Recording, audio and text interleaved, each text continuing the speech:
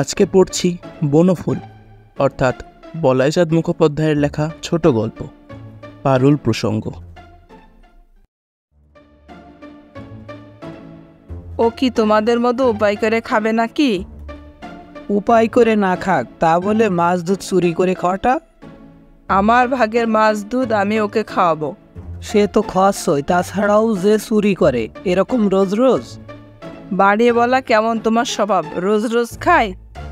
যাই হোক, আমি বেড়ালকে মাছ দুধ গেলাতে পারবো না, পয়সা আমার এত সস্তা নয়।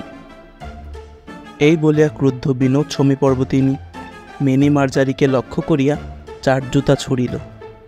মেনি একটি ক্ষুদ্র লম্ফ দিয়া মারটা এড়াইয়া বাহিরে চলিয়া গেল। সঙ্গে সঙ্গে স্ত্রী পারুলবালাও চক্ষে আঁচল দিয়া উঠিয়া গেলেন। বিনোদ খানিকক্ষণ গুম হইয়া রহিল। কতক্ষণ আর এভাবে থাকিবে? অবশেষে তাহাকে উঠিতে হইল। সে আসিয়া দেখে পশ্চিম বারান্দায় মাদুর পাতিয়া অভিমানে পারুলবালা ভূমিশয্যা লইয়াছেন। বিনোদ জিনিসটা লঘু করিয়া দিবার প্রয়াসে একটু হাসিয়া বলিল, কি করছো ছেলে মানুষই? আমি কি সত্যি সত্যি তোমার বিড়াল ছানা তাড়িয়ে দিচ্ছি? পারুল নিরুত্তর। বিনোদ আবার কহিল, চলো চলো, তোমার বেড়ালকে মাছ দুধই খাওয়ানো যাক। হ্যাঁ, সে তোমার কাছে মাছ দুধ খাওয়ার জন্যে বসে আছে কি না?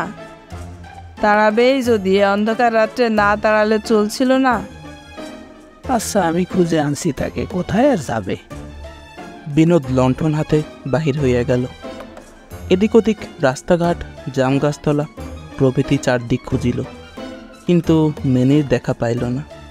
নিরাশ হইয়া অবশেষে ফিরিয়া আসিয়া দেখিল পারুল ঠিক তেমনইভাবেই শুইয়া আছে। কই, দেখতে পেলাম না তো বাহিরে। সে আসবে ঠিক, চলো ভাত খাই গে, চলো। চলো, তোমাকে ভাত দিই, আমার আর খিদে নেই। বিনোদ মনে মনে ভাবিল, হাঙ্গার স্ট্রাইক করিবে নাকি? পারুল আসিয়া রান্নাঘরে যাহা দেখিল তাহার সংক্ষিপ্ত পরিচয় এই: কড়াই একটুও দুধ নাই, ভাজা মাছগুলি অন্তর্নিহিত, ডালের বাটিটা উল্টানো। এই বিসদৃশ ব্যাপার দেখিয়া পারুল অপ্রস্তুত। বিনোদের সম্বন্ধে আর আলোচনা করা নিরাপদ নয় ভাবিয়া যাহা পাইল খাইতে বসিয়া গেল। পারুলবালাও খাইলেন। উভয়ে শুইতে গিয়া দেখে মিনি কুণ্ডলি পাকাইয়া আরাম করিয়া তাদের বিছানায়